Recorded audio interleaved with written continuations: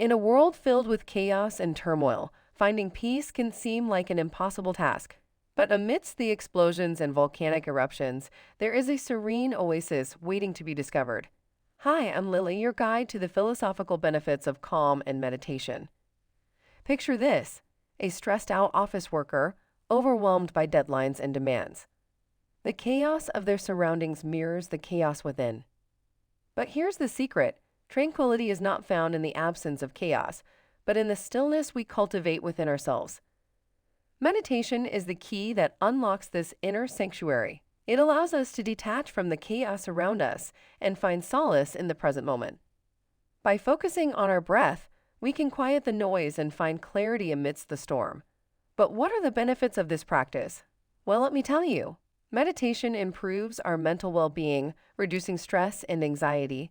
It enhances our ability to concentrate and make better decisions. It even boosts our creativity and empathy, allowing us to connect with others on a deeper level.